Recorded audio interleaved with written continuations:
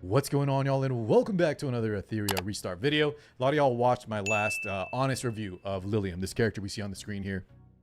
And my first impressions were, that the damage felt a little underwhelming. I don't think she's a must pull for most people. Be careful, let other people like myself test her out. And let me just say, guys, we're going to go through so much today. This is going to be more of an ultimate guide like I did for Yelly, where I talk about what really worked for me. And let me just spoil it already.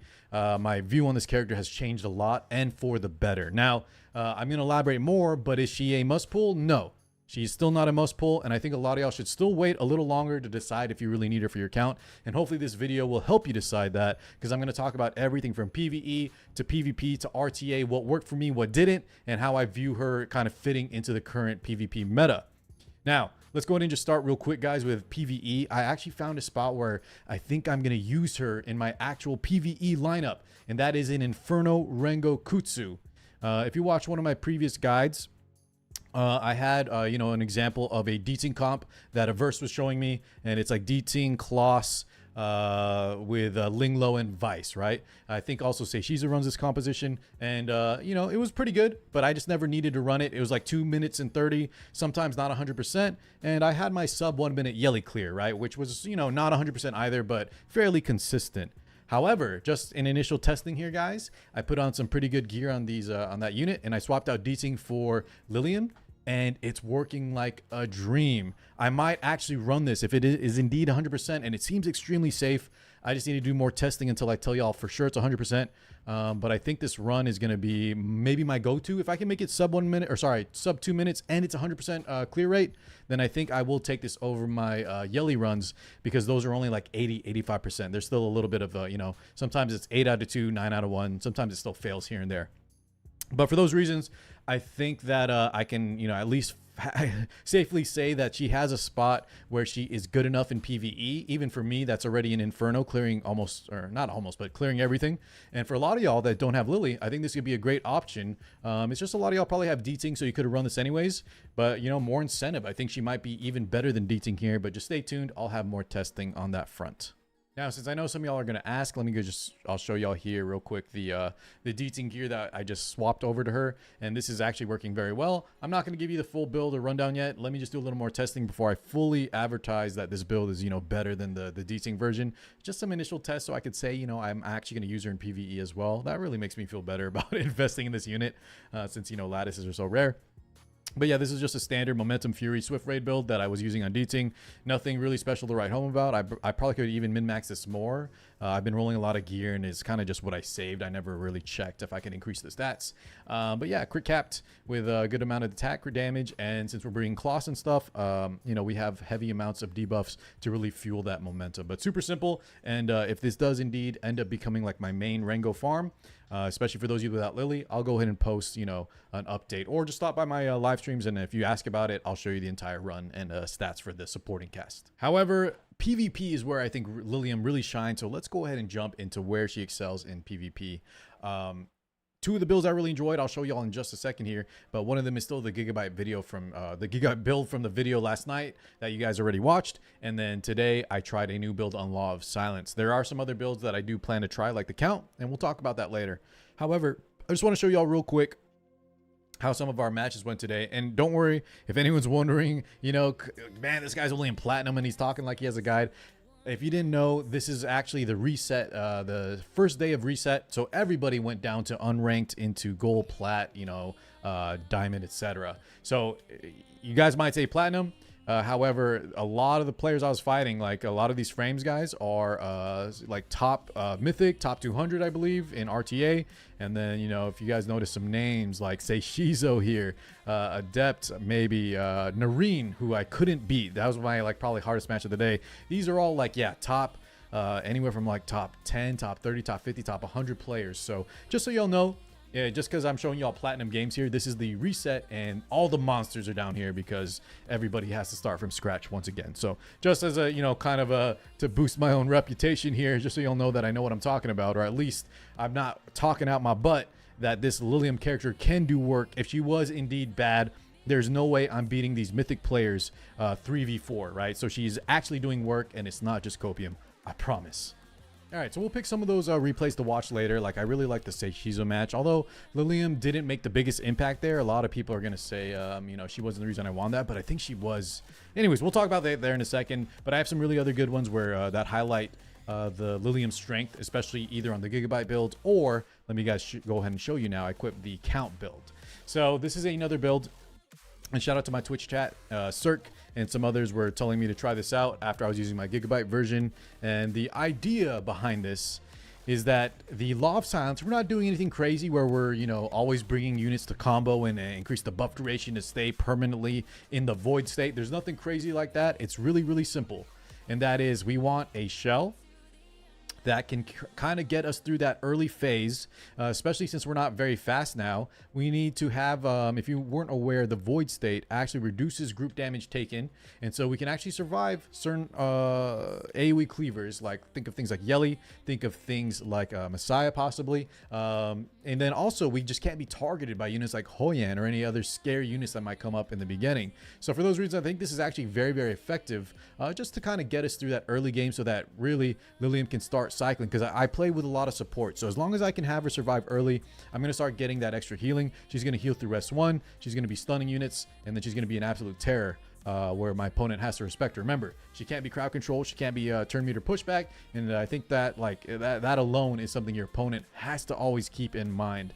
And so the Law of Silence, it's not going to be anything flashy. It's not giving us like a ton of damage. It's really just to get us through that early phase of the game where when we're fighting aggressive opponents with high damage potential, Law of Silence will kind of help us break out there. There's obviously matches that are a lot longer. If I'm fighting a lower damage output team, then I think my Gigabyte build is actually going to be much better. And I think the Count build could be very good too. I just actually don't have a Count, I think, that I'm ready to rock yet. I might, but I need to search through. And honestly, rolling these passives, as you all know, is a pain in the butt. Just getting this red overclock took me forever.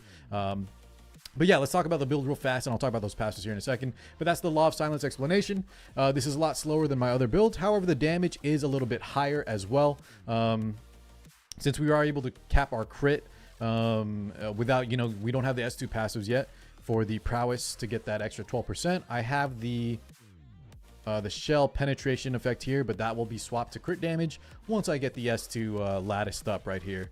If you can see, not only will this give us more S2 damage, but we can get 12% crit, which will fix our crit issues and then let us build more crit damage. So we can actually get more damage on this build, and I really, really like the Law of Silence effect. Overall, though, it's just Bloodbath. I'll show you the main stats in a sec. Bloodbath for the, obviously, you know, so she doesn't die. I think Bloodbath is mandatory unless you're doing some crowd control or cleave comp with her. If you play any type of standard bruiser style, you got to get Bloodbath. She's very squishy. Keen Eyes just for some extra damage on top. And since the Law of Silence cannot roll Bloodbath, guys, we have to run a broken set of 12-6-6, okay? Nothing fancy, just getting some extra damage from Keen Eye and running the Bloodbath set. Fury Edge, I think, is also optimal if we're going for more damage instead of the Swift Rush. Or is it Swift Raid, excuse me. But right side stats is just crit damage. Always look for offensive subs. Another crit damage here. You can replace this with attack as well. I think attack and crit damage are very close in comparison to each other. And then we have crit rate, of course, to get us to that, you know, 100% marker. On the left hand side, you know, just other crit rate, crit damage, speed. And honestly, this is not even optimal because on the helmet, you probably want to find attack percent, but I'm just using what I got available. And then crit damage again, attack and speed, crit rate for the, what do you call this? The wrist wheel. So just, you know, get a lot of damage, get Bloodbath, and make sure she has enough ample support to do her job. And I'll talk about what her job here is in just a second. Now, real quick, because I'm going to be referencing this Gigabyte build, or I have been referencing, and I might show you all a match or two where I think it was great. 283 speed. So as you can see here, guys, we get a crap ton of speed. We are on the Gigabyte for faster cycling, which is insane in PvP when you're fighting 4 enemies and they're all taking a lot of turns. You're also just going to be cutting in line and just, this girl is going to be cycling like crazy. However, as y'all can see here, I lose a lot of attack. I lose a good amount of crit damage, and I'm not crit rate capped because I don't have the S2 maxed out. So I can't fully test this build yet. She does sometimes lack damage, which obviously I'm not a fan of. So I'm considering a few things. One, just get a few more lattice so I can get those crit rate passives. That's going to be a big help. 2, I might drop like the, I have a currently speed passive on the Gigabyte. I might drop that for in exchange for more crit damage here. I do like the speed because it does let me catch a lot of units off guard. When I fight a lot of other bruisers, they'll do a cheeky thing where they pick like a last pick Yeli just to either ban bait me out because I'm very slow, or they're hoping that she gets a turn and can kind of crush my team before I can, really hamper her. This is where I think a lot of people aren't ready for a 283 Liliam. Now, is that actually good? Is that really just preying off players that aren't aware, and then once people will catch on, it's not going to be as effective? Probably. So that's probably why I think I could drop her speed a little bit here. Keep the high cycling, but get her more damage. I think it's more important that I get at least a good amount of damage on her kit, because right now this build feels very, very noodle in terms of the damage. But in the cycling, I see a lot of potential, so I'll let y'all know how this goes in future testing. Real quick, in terms of the prowess, let's talk about that fast, and then let's watch some PvP replays. I think the overall idea is S1 max. That's going to give you the turn meter minus effect, as well as some extra attack percent. So this is obviously a no-brainer. Skill 3, I think, is next. 1, because you get some insane damage multipliers between this. You get the extra speed, which may not be as important if you're not running a speed build like myself on this Gigabyte one. But speed is always good in a turn-based game. And then the minus cooldown could be relevant if you're not doing some kind of like, one shot, like playing like a Hoi An style build. If you play any type of extended match, the reduced cooldown is very, very good because your speed and attack uptime is very nice. Just be aware, a lot of times you will be buff blocked by something like a Heinrich unless you pre-ban it. Sometimes you're going to miss out on that extra attack up, the extra speed up. The S2, I think, is definitely saved for last. Until then, guys, you might just have to either run a crit passive on your shell, or you're going to have to maybe run a second crit rate module, depending if your subs aren't good. But I do think you don't need to get this last point. I may skip this for now. I think 545 will be my overall goal. But getting this crit rate up and then being able to stun at 70%, I think is also extremely important. Because if you didn't know, before that, she can only stun units that are less than 50.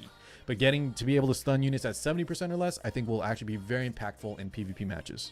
Now, while I have y'all on the gearing section, guys, I probably mentioned it once or twice here, but I do think she's very versatile in terms of what shell you can rock. The ones that I've seen people have great success with is not just Law of Silence. It's not just, the Gigabyte, which I think I'm one of the few that likes the Gigabyte version at the moment, but, it could be a meme. I may drop it later. But I think something like the Count, once I get a better count built up, I think that could also be a viable option. Additionally, I think Codex of Magic. I saw some really cool stuff, guys, where control players were using the Liliam. So if you weren't aware in other games, a lot of times if you have a unit that hard counters your playstyle, let's say Control, right? Control gets hard countered by Liliam because she's immune to crowd control effects, obviously.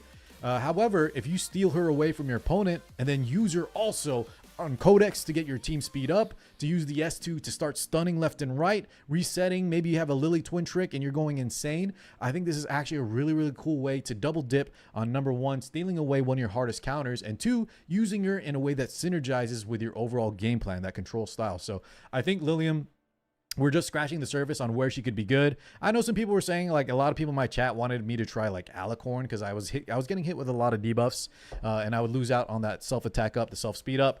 But I just can't justify using this because I feel like it's half wasted since crowd control effects will never land on me. I'm only cleansing, buff block and things like that. It could be good. Maybe I'll give it a try later. Honestly, I'm not opposed.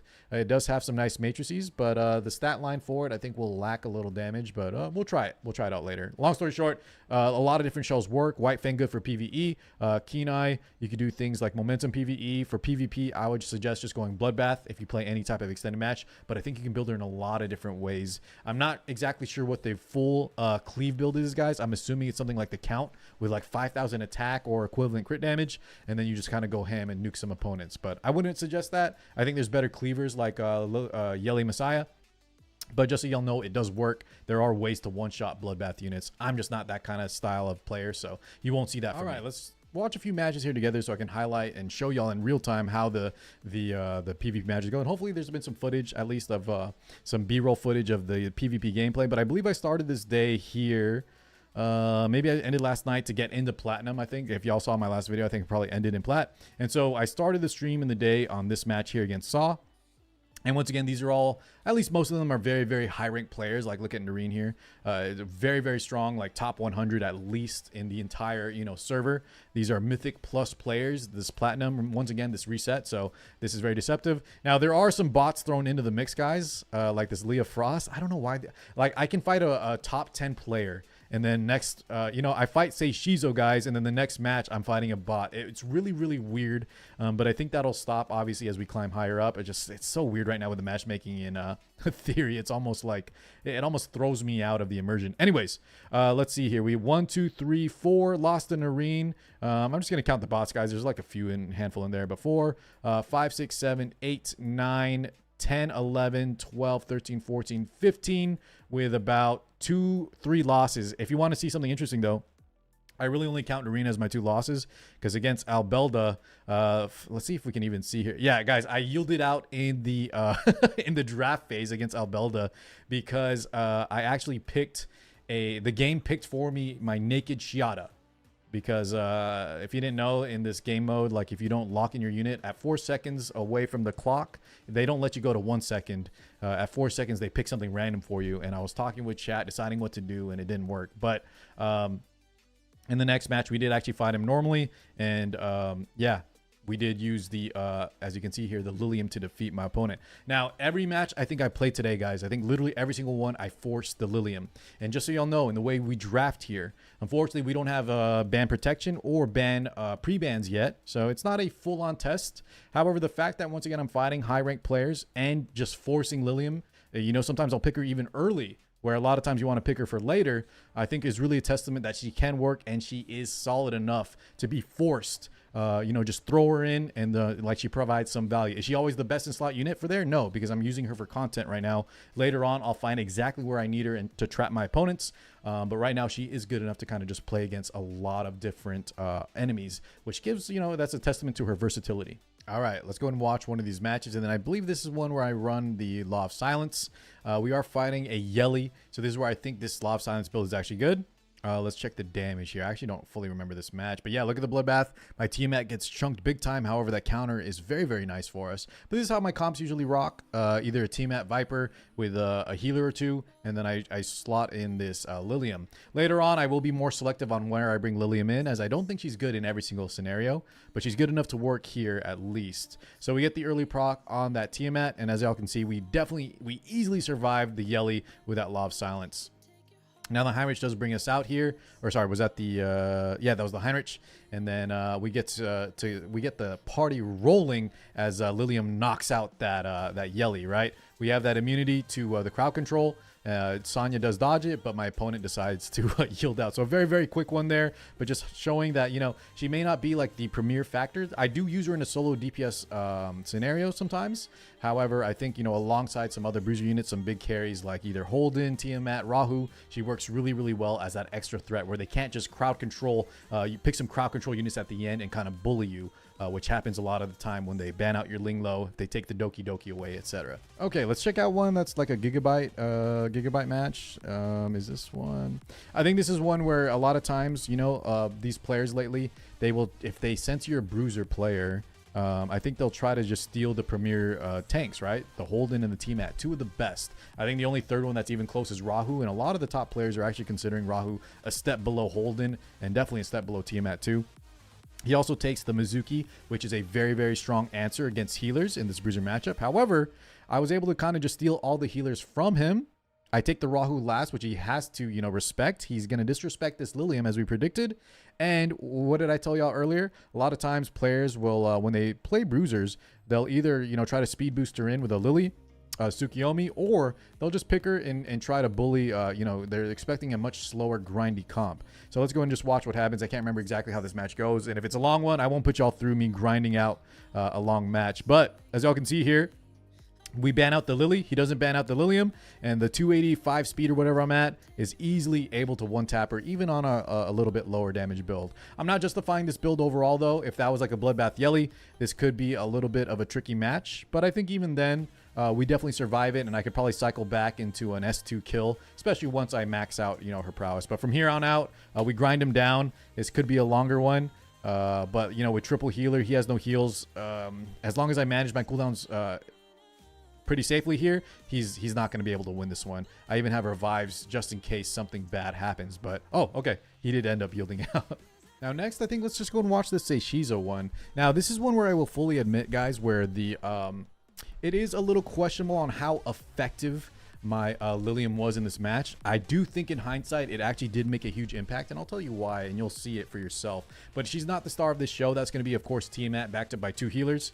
But if you look at Seishizo's comp, and if somehow you don't know Seishizo, check him out on YouTube, on Twitch. This is one of the best Summoner's War players, and he's also a very, very strong Etheria restart player to boot as well. And his team is extremely scary. Look at this, guys. I know he's insanely fast. I'm not even going to try to contest his speed. And he also pivots at the end to heavy debuffs with, you know, some crowd control. That's where I think the Lilium is going to make a bit of a difference. Because if I had something like a Rahu here instead, or a Holden, I think a lot of times they'll all just get crowd controlled. And depending on how, you know, who resists, who doesn't, a lot of times I may not even get a turn to do enough damage. But let's go and just watch it, and I'll talk through this a little bit. Just be aware, this is not going to be a star of the show Lilium kind of match, but against someone of Seishizo's caliber, I think she actually did put in enough work. Now, I don't know if the Law of Silence build would have been better here, because you're going to see me barely miss out on an extra turn on the Lilium. But here we go. Of course, he's the faster player, the cleaver. This is more of like a control revelation hybrid cleave, but we get an early turn here. Remember, we can't be stunned. Now, I don't get the attack up, so the damage doesn't one-shot the Obol. I think if I get the attack up there, we do potentially at least get a lot closer to one-shotting him. But as you can see, my entire team comp is stunned, right? But now Seishizo has to spend some action economy, some resources to get rid of my my Lilium. And look at that Gigabyte push, guys. She almost pushes in time, but unfortunately the dots here are going to take her out. If I had a little more health, if I was a little bit closer maybe in gear to Seishizo, I think she would have got another turn. We could have potentially, let's pause real quick. There's no pause in this bad mode. But we could have maybe got an S2's confirmed kill and stunned his entire team. It was very close, but, you know, watch this. So we had to spend a lot of resources. We did some heavy damage to the Obol, and I'll tell you why that's important. Because Obol is cycling back into the S3, as y'all can notice. Now, Seishizo wasn't able to finish the team. This match is actually so close. My units are very, very low. But in the Amber form, you actually have a lot more defensives. So you're going to see him not actually try to kill, and I think that's correct. Because you can see he didn't even kill this right here. But after the damage from the Lilium, my Tiamat has enough to S1 finish, and he doesn't get that big S3. If you got one more S3, I'm cooked. It's game over.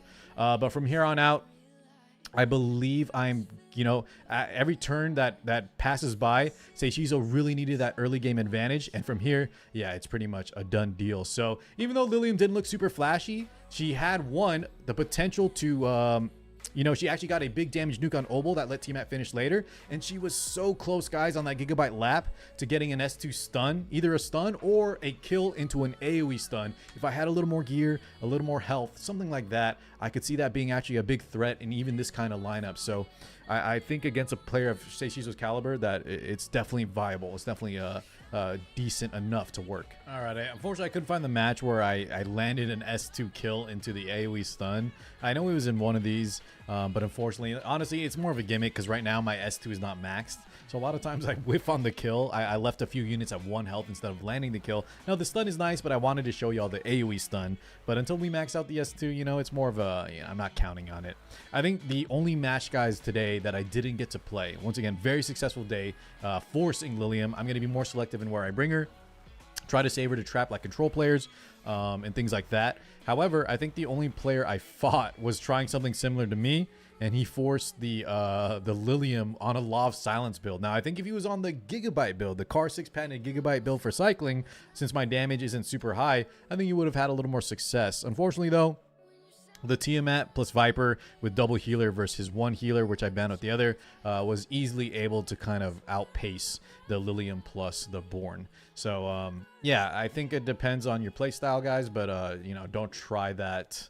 It's not going to be super successful. Once again, like I said at the start of the video, I think her weakest matchup is actually against Bruisers. The HP lock or whatever, the destroy HP, not as effective as I think a lot of people thought. So, in closing, hopefully I provided more gameplay footage since we only watched a few matches.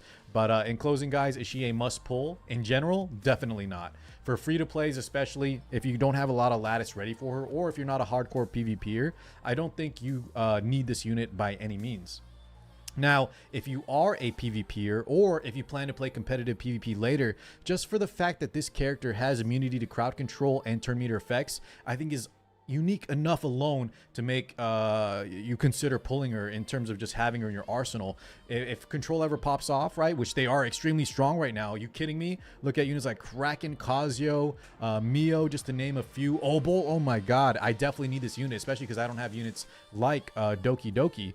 You need units that can kind of shrug off or at least combat the heavy crowd control units. Otherwise, you will literally get slept, stunned, or frozen without ever pressing a button. I'm not kidding. You won't press for 10 minutes and then you'll just die by 1,000 cuts. So just for those reasons against control alone, if it was just this, if this was all she had, I think she'd still be worth it. But you add in the fact that she has potentially an S2, you know, stun, and then the fact that she has a very high uptime on attack speed, and the damage is decent enough. I will test higher damage variations here, but I think she is good. The reason I think a lot of people, even myself included, on initial glance were a little underwhelmed is because on paper, this character looks insane, right? Her S3 has, you know, 500% damage multiplier. She has injury lock to fight bruisers. She has, you know, anti-crowd control. She has AoE stuns. However, in practice, especially if you're not latticed, if you didn't give her amazing gear, yeah, a lot of it's going to fall flat on its face. So you really need to use this character very carefully, number one. Two, you need to highly invest in resources, which a lot of people aren't ready or don't want to do.